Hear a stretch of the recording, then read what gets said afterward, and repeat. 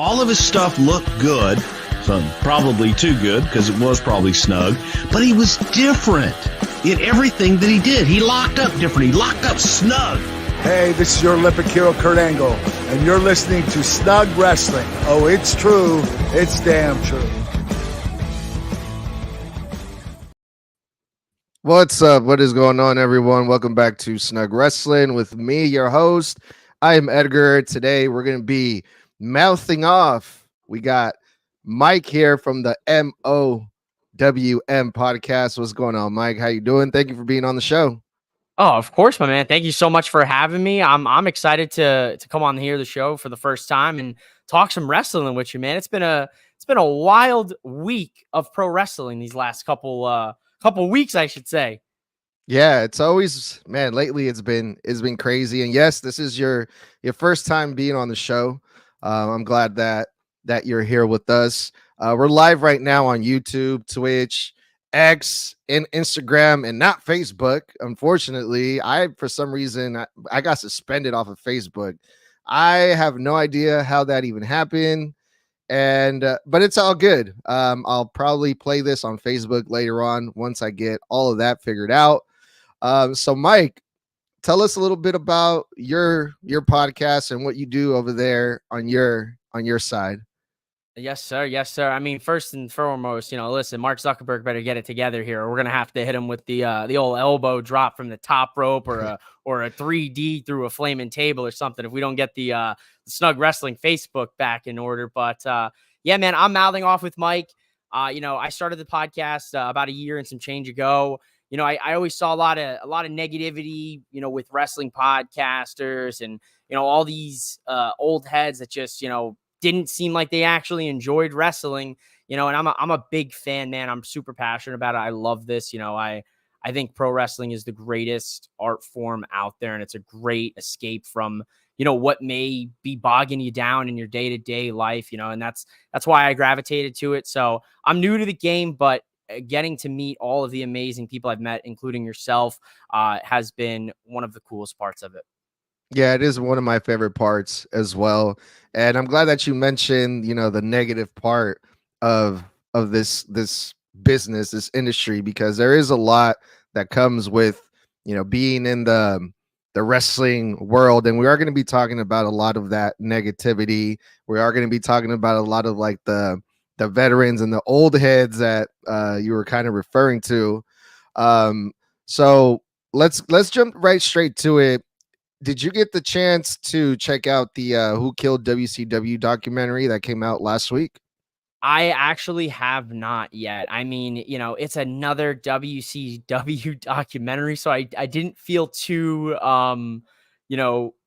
raring to go at them. I mean, how many times are we going to rehash the same story? But it seems this go around, it seems now we're trying to play the pointing fingers game with the documentary and trying to figure out who in fact was the ultimate one that ended WCW. Am I correct in that approach? Yeah, you're absolutely correct. It was advertised kind of like this is the one that is going to prove everything, and this is going to set the record straight.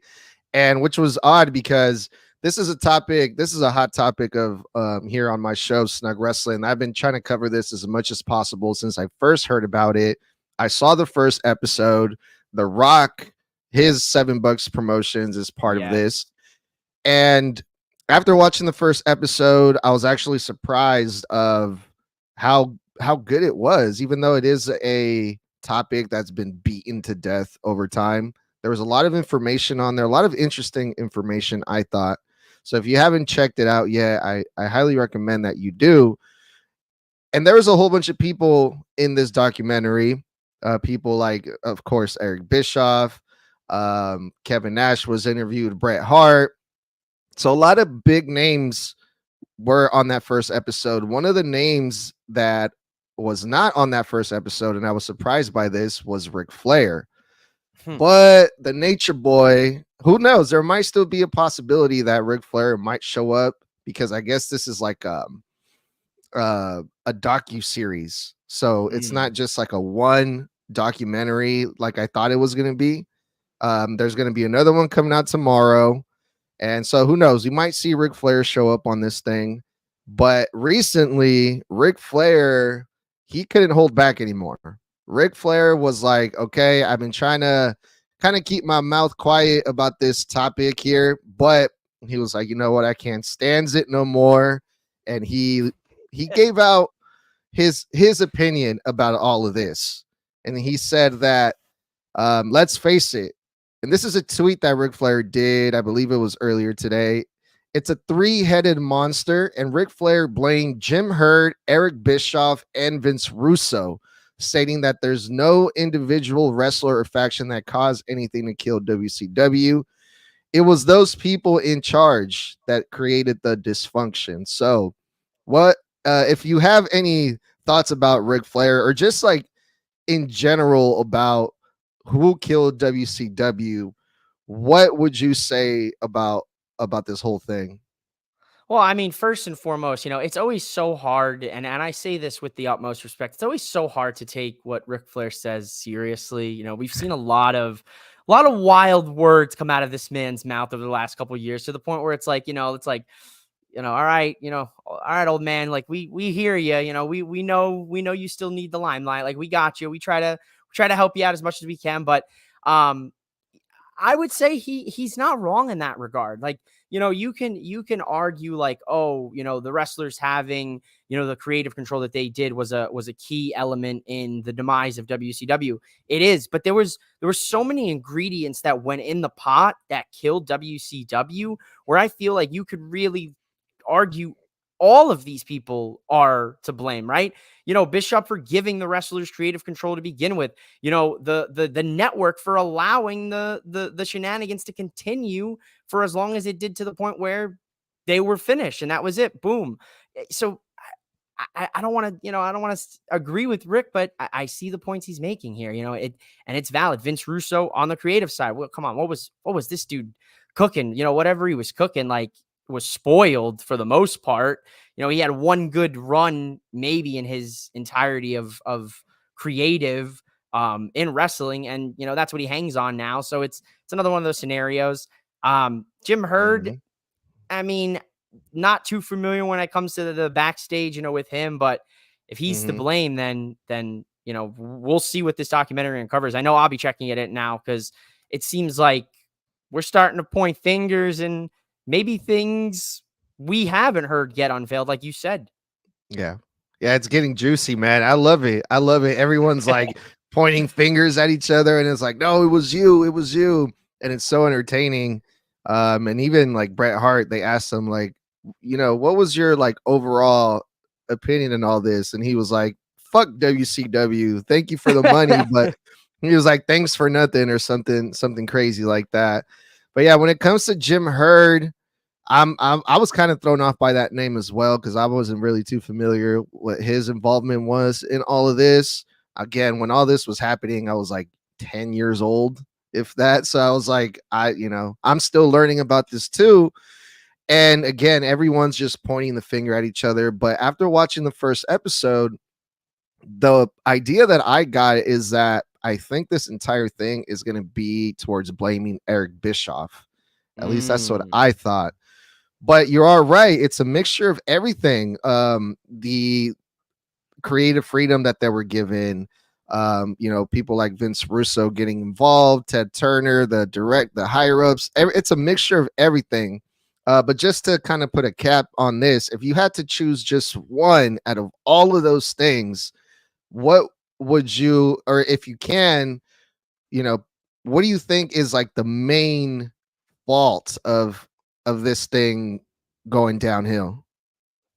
I think if I were to put it on a person, like say, like we're going to point the finger like they're doing with the show, I think you gotta go back and you gotta say it's Bischoff's fault, right? Like, look, he signed the contract. He's letting the negotiations go on. The network's giving him an open, a blank checkbook, to do this and be a competitor in wrestling at this time. So I think the blame really, if you look at it, it's got to fall on Bischoff for even allowing it to begin with. So we'll see what happens with this documentary. We're recording today on June 10th. This is a Monday for the people that are watching and listen to this live. By the time this comes out, will be said and done with the second episode of this docuseries. So we'll see what happens with that. Like I said, Monday Night Raw is happening right now as we speak. And because of all of the contract rumors that are going around with Ricochet, Natalya has also been in that category of, is she leaving? Is she staying? Also Chad Gable, which I think Chad Gable, I think for sure it's already being reported that he's not going anywhere, that he's already come to an agreement with the WWE. But that just leaves Ricochet. We're supposed to find out today what Ricochet's future is going to be like in the WWE. Is he going to get written off? Is he going to leave? And I have a very strong opinion about this. My take on this, all of this is bullshit. Ricochet, he's not going anywhere. He has no reason to. He's already recently, he's getting more TV time. He's getting booked in a way better position. His girl's there. I just don't see Ricochet leaving. I think this is it's all a swerve, bro. So when you first heard about this, what were you thrown off by this? Where you're like, nah, this is not happening. He's not leaving. I'm in the ballpark of like, look, WWE has the chance to do the funniest thing ever right now and work this all out and make it seem like he's leaving and he resigned secretly. And I'm in your ballpark with you, dude, because I feel that a guy like Ricochet, he's smart. He knows that he's already established in WWE. The fans are clamoring for him now more than ever, especially with the rumors of potentially him leaving and people saying, WWE failed him. Oh, they dropped the ball on him, all these things. If I'm him, I'm staying with what I know. But then again, wrestlers, maybe they don't like to be comfortable. Maybe they want to be a little uncomfortable. They always want to find a new challenge. And that's, something that a lot of wrestlers speak on, conquering that next challenge, finding the next, glass ceiling to break through. And if he feels that, he's going to do that elsewhere, in an AEW, in a TNA, on an independent run, then so be it. But I'm partial to say that he stays with WWE. And wouldn't it be something if WWE writes him off TV? You make it seem like he's leaving, and then all of a sudden, maybe in a few weeks he re-debuts, and they kind of test to see, like, all right, guys, are you really about it? Because now he's back. Like, are you going to keep that same energy? We'll see. Oh, that's a good idea, man. And he'll get a nice pop for that. And WWE, I feel like they've kind of done that in the past a little bit with Drew McIntyre, when there was talks about him leaving, and then he ends up showing up on WWE, and then they were like, oh yeah, me and Triple H, we pretty much planned this entire thing. And when it comes to Ricochet, he can be successful in any company. He knows he can, if he leaves the WWE, he can go to AEW, he can go to TNA. And I think that's also like kind of like a bargaining chip that he has that he can use to either get more money or, hey, trips, Tony Khan's offering me X amount of money, what's up? And, so it could be all of those things, but good old Dave Meltzer, one of my favorite people in the world.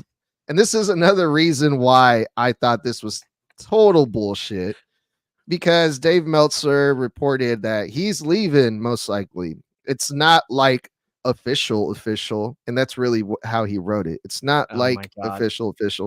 This morning he was up in the air on this. He was basically up in the air, not signed the contract. WWE had been kind of, I guess, with the idea that he's leaving. They did have this idea for him in case he stayed. This is really how he talks, I guess. So after he said this, once Dave Meltzer is reporting on this, that's when I'm kind of like, okay, then I have a hard time believing that he's actually leaving now. So yeah, basically we will find out what's happening with Ricochet, hopefully by the end of tonight. But of course, when this comes out, it might be, I think, on Apple Podcasts, Spotify next week. So we'll know by then. So is he leaving or is he staying? The MOWM Podcast says he's staying. Snug Wrestling stays. He's staying because he would be a fool not to. I feel the same exact way about it. I mean, he would be, but then again, money talks. That's the main thing. I will say I do love Dave Meltzer.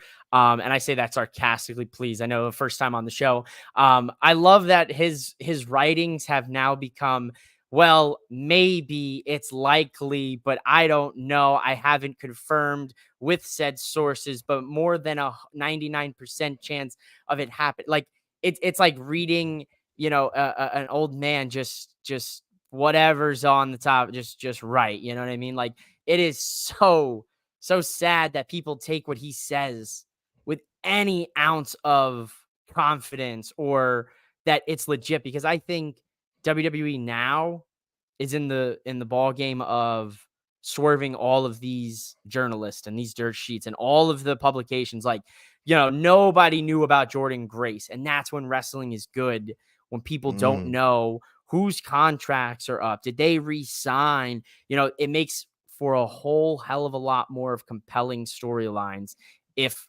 a publication or a Dave Meltzer's not out there saying, well, they're re-signed for 5 years and it's all but official. Like, we don't know about Ricochet, right? This could be something crazy that maybe they let him go wrestle on the indies. They're letting Brooks Jensen do some stuff in NXT. I don't know if you're an NXT guy like I am. He's been firing away, doing all sorts of wild man stuff. So it's very interesting. Yeah.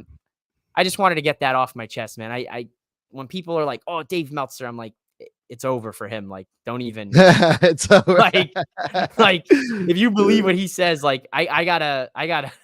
Then you need some help. Then I got a great business for you to invest in. Like, yeah, no, I try to get into NXT, especially now that Jordan Grace is showing up there. Ethan Page. I'm probably gonna check out last night's pay-per-view, even though I already know the results. But I still want to check it out. So I'll probably do that tonight. And Lexus King is also another one that has been booking indie dates for promotions outside of the WWE. So there's a lot of changes happening right now in that company. One of my other guests, Dr. Nick, forgot his last name, but shout out to Dr. Nick. He was on my show. He called it the reality era instead of like the attitude era. He called it the reality era, and I really like that name because they're really blurring the lines a lot, even with these contract signings and people leaving and staying. It's a very fun time, and so like we said, Chad Gable, he's another one that they were saying if his contract is going to expire, he's going to leave, but he's not leaving. Natalia was one of the names that I was really wondering about. I would not be surprised if she would leave, but with all her experience and the time in the company, do you see her leaving or do you think Natalia is staying?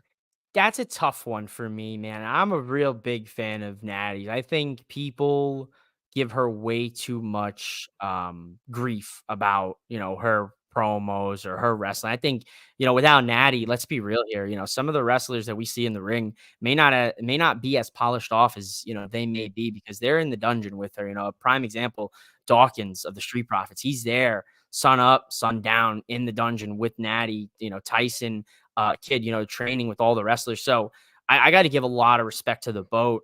I'd love to see Natty work with a lot of different women, but I also am inclined, now that the TNA kind of thing is working with WWE and NXT, I could see maybe she re-signs and maybe, she comes in agreement with WWE and TNA, and, they say, Natty, we're going to send you to TNA for like a month or something, or we're going to, keep you in NXT and really, work out and really help the women in that division.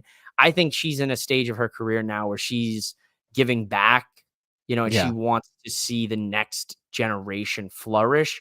So I don't think she's going to leave, but the allure for some of the matches that we would get to see, maybe Natty versus a Chris Statlander versus Willow, oh man, Jamie Hayter, a Britt Baker, they're Deonna Purrazzo. Like, there's a lot of matches that I would love to see happen with Natty. So It all depends, but I lean that she stays. Yeah. And Nitram, shout out to him on X, says Natalia is more than a legend. She's a staple for that division. And thank you for your It's fitting. comment, Nitram. Yeah, definitely right about that. I guess it just boils down to how satisfied Natalia is with her career. Like a lot of people are like, you know what? I was offered this amount of money, but I know I can do more if I left. I want to be more creative. I want to do this. I want to win more championships, whatever the case might be. And I don't know if Natalia is in that state of mind. You know, maybe she is like, you know what, I want to give back and I want to stay. And I think that's pretty much where Natalia would work better in that area to kind of give back at this point in her career. I'd be okay with a natty championship run. Like I think it's deserved at this point in her career. I think she's a woman that put the title on her for 2-3 months, let her have some good matches. And, if there is a send off down the line or she kind of transitions into putting more talent over, I would like to see Natty hold the title just one more time in her career. I think, like you said, she's like Nitram said, she's a staple for the division. She really is. Oh man.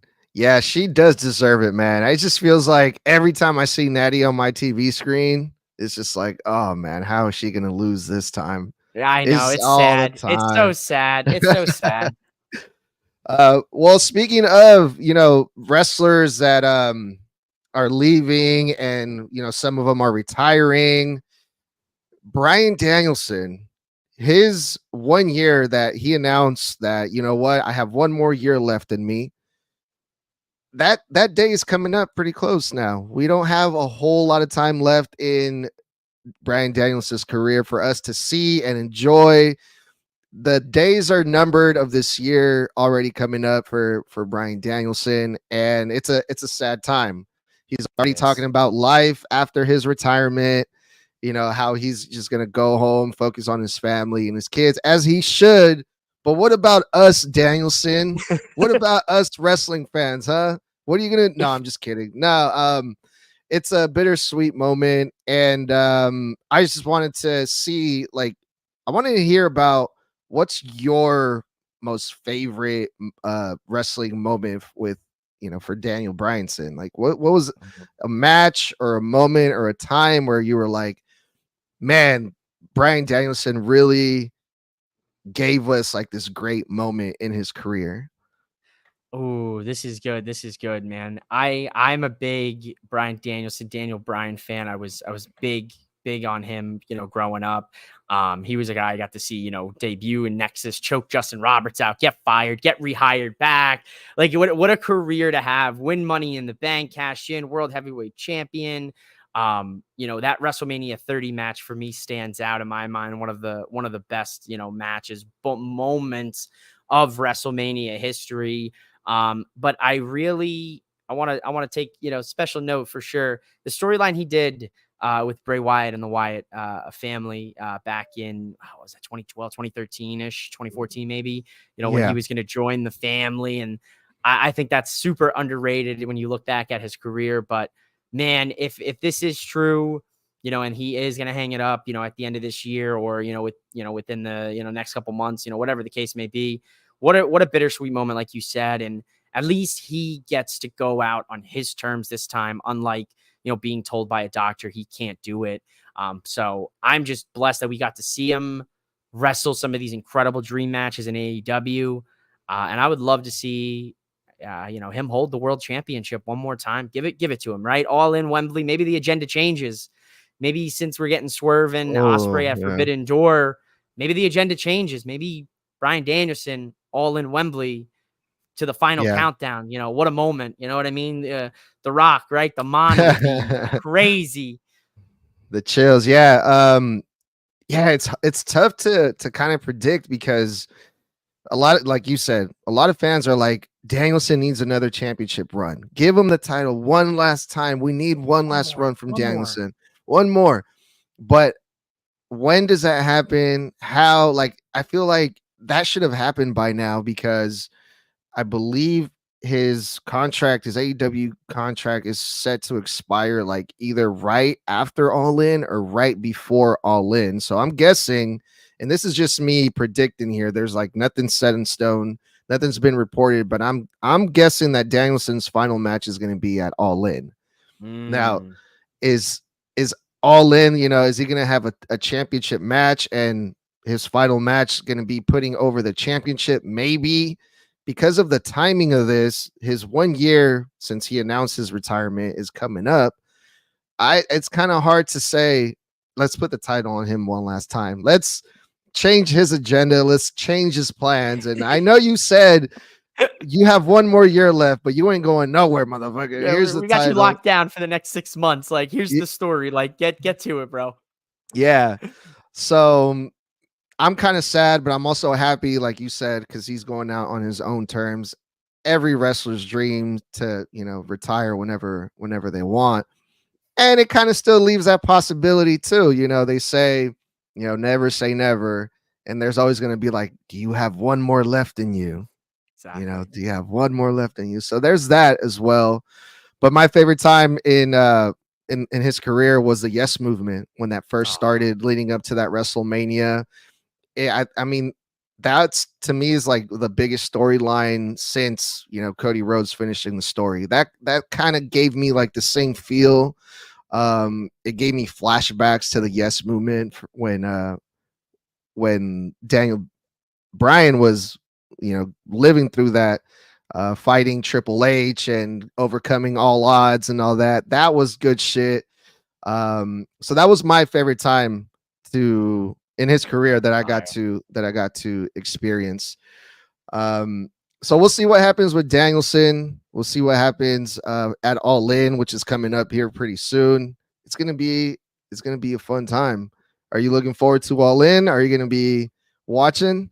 Oh, absolutely. I mean, I try to watch as much wrestling as possible. I know it's so hard to watch like New Japan and Stardom. Sometimes TNA is tough to watch, weekly. But I try to stick to WWE and AEW, but I'll be for sure watching. I'm a big AEW guy. I was there at Double or Nothing 2019, the first Double or Nothing. So I got a lot of love for AEW. They kind of re-sparked my love of wrestling. I 2019, man, if you remember watching WWE, it was tough. It was a tough watch. Outside of The Fiend and maybe one or two other things, like I couldn't do it. But AEW, really sparked my love of wrestling again. So I got love for them. I just wish they would, figure it out. But I think All In might be another record history breaking moment. I have a good feeling about it. Well, speaking of AEW here, let's switch gears a little bit here. Former TNA star made some comments about AEW, and I get a lot of heat because I like to talk about the ratings when it comes to the shows, both AEW and WWE, not just the ratings for AEW, although it is a little bit more fun for me to talk about the ratings of AEW.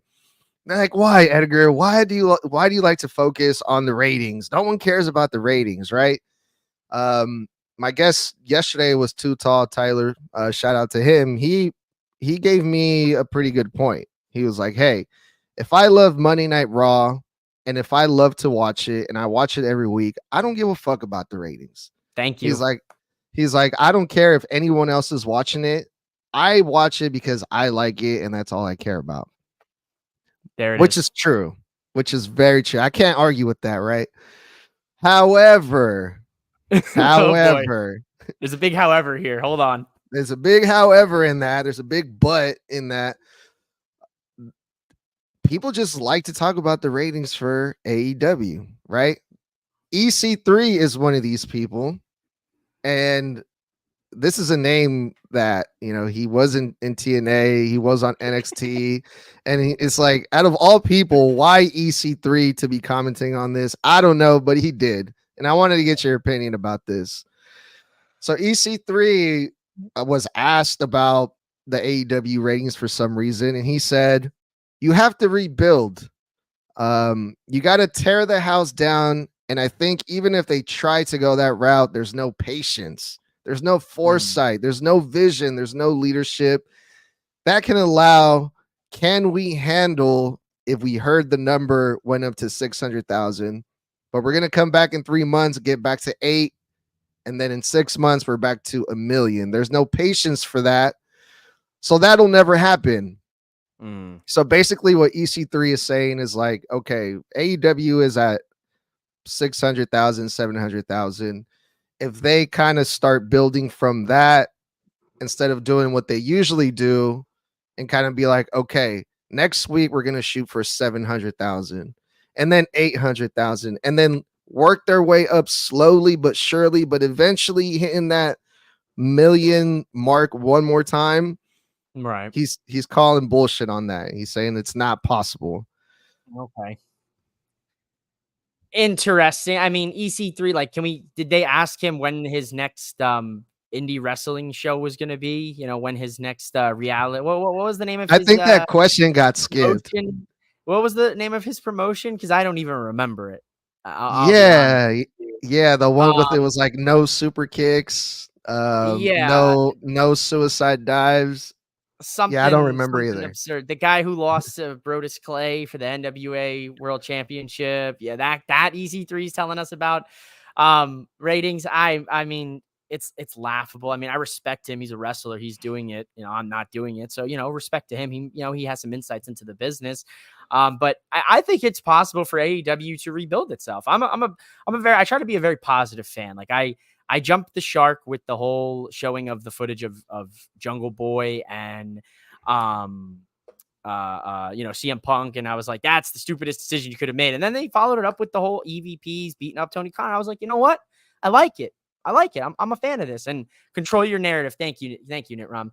He's certainly controlling a narrative, that's for sure. EC3 here, but to say that that's not possible, that it's not true. It can happen. It can happen easily. Again, you know, they just have to. Tony Khan needs to get help, and I've spoken with this on numerous different podcasts. Championship Culture, Four Sides of the Ring. We've spoken a lot about this. He just needs to get some help with him back there. And I think if he can get some help and kind of help alleviate those duties, you know, I know Bryan Danielson's, you know, working backstage back there. You got the Young Bucks, you know, obviously, but we need somebody else to kind of help him navigate some of those booking decisions, because I don't know who said it, and I'm sure if you know, you'll tell me, but he's a great matchmaker. Booker, on the other hand, that's where things feel left to be desired, right? I believe that was Jim Cornette that said that. Was it? It was Cornette. Oh, I hate to quote him, man, of all the people. But yeah, that's why I was like, I think he said that. If he said that, then I have to agree, because it's true. I can go out there and see a dream match. I never thought I'd watch it before, but when it comes to like booking a cohesive, encapsulating story, but then again, they're the alternative. They're elite wrestling. You know, they're not entertainment. You know, they're not all elite entertainment. They're all elite wrestling. So my criticism with that, I kind of keep a little bit more reserved, you know, when I look at it. But for the most part, I think they can do it. Do you think they could hit 1 million again? I truthfully think so. I want to say yes, because I'm also a big believer in them improving, because if AEW improves, then that means the WWE has to improve. That means that every other promotion has to improve. That means that we get better wrestling. That means we get better storylines. So, of course, I want them to do better, and I want them to get bigger numbers. But EC3 doesn't seem to believe that, and he's just kind of sounding like a WWE bot right now, EC3. How much money did Papa H pay you? No, I'm kidding. He wishes, man. He wishes he was getting that WWE money, because some of them guys and gals are getting like 350,000, and you know, we don't even see him on TV. Saw that. That's a great deal, dude. If I give me 350, and I will sit there with world-class catering, and I will be the best team player you'll ever meet. I'll be the best right bench you'll ever see. 350 a year, hell yeah, dude. You want me to do a job for freaking Axiom, or what? Yeah, what do you want Braun me to work Breaker with? can snap my spine in half on Monday Night Raw. Yeah, I'll dude. happily take the check and cash. I'll do a squash match with Braun Breaker. Yeah, fuck yeah, why not? No, but yeah, man, we'll see. We'll see what happens with AEW. Dynamite's gonna be in a couple days here, which should be a good show as well. But yeah, any final closing thoughts here, Mike, before we head out? Oh man, I want to say thank you so much for having me on your show, tonight. So next time we do this and we chop it up, you're gonna come on my show. You're gonna come mouth off with me. We'll get into some good combos here like we had tonight. So I just say, man, just go out there and enjoy wrestling, folks. Like I'm a guy, I wanted to tell you earlier, I'm a guy who I also believe like the ratings don't matter. If you're a fan of AEW, if you're a fan of WWE, you're a fan of TNA, you're a fan of this company, that company, your local indie, it doesn't matter what the ratings are. It matters that you sat down, you enjoyed it, you cleared your head for 2 to 3 hours a night. You had a good time while watching it. But I will say, I think if you're going to look at indicators and the people that love the crunch numbers, look at tickets. Ticket sales are your real indicator of, is a promotion growing or not. So time will tell for AEW, time will tell for WWE, but would you agree that this summer is going to be a hot summer of wrestling? Yes, I do. I definitely agree. And I'm looking forward to it because I get to cover it and, talk to people like you about it. And yeah, definitely. I'm going to take you up on that offer, man. Keep in touch. Thank you for being on. And before we go, tell the people one last time where they can find you. Yes, sir. I appreciate it. Once again, you guys can find me at MOWM_podcast on all social media. And you can also find me on YouTube, and that's at MOWM_wrestling podcast, or just search Mouthing Off with Mike. You'll see this lovely face. Edgar, thank you so much here for having me once again. I really appreciate it. Let's go out there and enjoy some good wrestling, right? My pleasure. Yep. My name is Edgar. This was Snug Wrestling. Thank you guys for listening, and we'll talk soon.